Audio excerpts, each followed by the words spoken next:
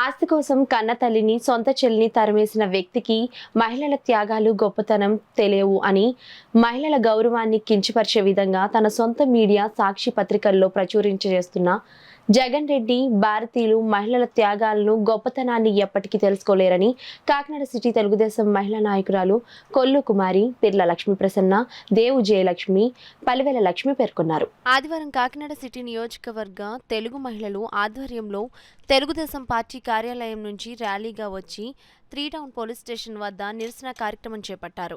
అనంతరం 3వ పట్టణ సర్కిల్ ఇన్స్పెక్టర్ సత్యనారాయణకు సాక్షి యాజమాన్యంపై చర్యలు చేపట్టాలని కోరుతూ ఫిర్యాదు చేశారు. ఈ సందర్భంగా తెలుగు మహిళలు మాట్లాడుతూ సాక్షి ఛానల్ చర్చల్లో రాజధాని మహిళల్ని, అమరావతిని కించపరుస్తూ సాక్షి పాత్రికేయులు కృష్ణంరాజు, కొమ్మనేని శ్రీనివాసరావు చేసిన వ్యాఖ్యలు ఆంధ్ర రాష్ట్ర యావత్తు మహిళలను గౌరవాన్ని కించపరచడమే అని, అమరావతిని, అక్కడి మహిళల్ని కించపరుస్తూ మాట్లాడిన వారు అసలు మనుషులేనా అని ఆగ్రహం వ్యక్తం చేశారు.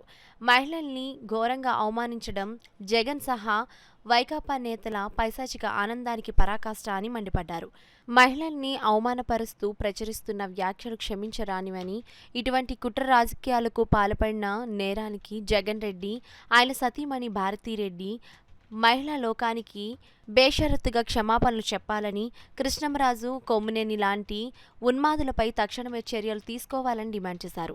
ఈ కార్యక్రమంలో వడిసెల దాలమ్మ, దేవు జయలక్ష్మి, రిక్కా లక్ష్మి, మూగు చిన్న, ఎల్లయ్యమ్మ, రాణి, బుర్రా అప్పల నరసమ్మ, పొంగ సత్య, రవణమ్మ, బత్తిన ఉమ, సత్య, రమ్య, రమాదేవి, రామలక్ష్మి, లంకా నాగమణి, కుసుమకుమారి, లోవకుమారి తదితరులు పాల్గొన్నారు.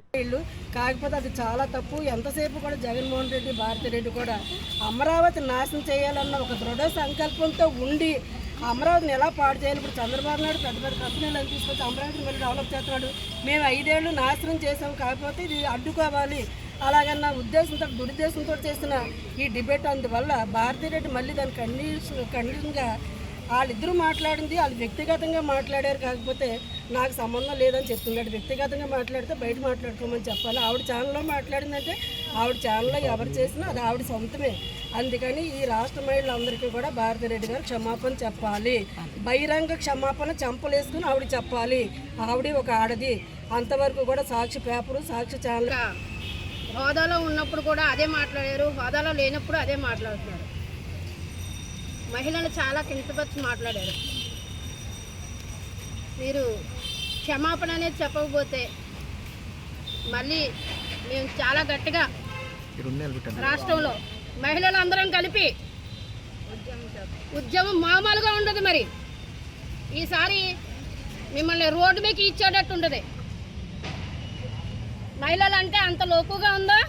ఒక ఆడదాన్ని కించపరిచిన, ఒక ఆడదాన్నే కాదు ప్రజలందరినీ కించపరిచినట్టే మాట్లాడాడు అతను. మరి అందరికీ క్షమాపణ. భారతీరెడ్డి కూడా ఆడదే కాబట్టి కూతుళ్ళు ఉన్నారు, చెల్లెళ్ళు ఉన్నారు, అమ్మ ఉంది. అంత నీచంగా మాట్లాడించిందంటే భారతీరెడ్డి గారు ఆవిడ వెంటనే ప్రమాణ స్వీకారం కాదు, మొత్తం రోడ్డు ఎక్కి అందరికీ క్షమాపణ కోరాలని నేను అడుగుతున్నాను.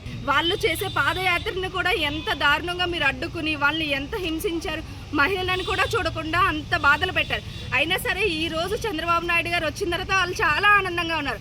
మళ్ళీ అమరావతి మళ్ళీ యథావిధిగా డెవలప్ చేసే ప్రజల్లో చంద్రబాబు నాయుడు గారు ఉన్నారు. దాన్ని అడ్డుకునే దానిలో మీరు, మీ జగన్మోహన్ రెడ్డి, అలాగే భారతీరెడ్డి అన్న ఆవిడ ఒక మహిళే. అది సాక్షి టీవీని రన్ చేసేది భారతీరెడ్డి. ఆవిడ మహిళ అయి ఉండి ఇంకో మహిళల కోసం ఇంత దారుణంగా మాట్లాడించడం చాలా తప్పు. అది పేపర్, సాక్షి పేపర్ని, సాక్షి టీవీని కూడా మీడియాని కూడా బ్యాన్ చేయాల్సిందిగా మేము కోరుతున్నాం.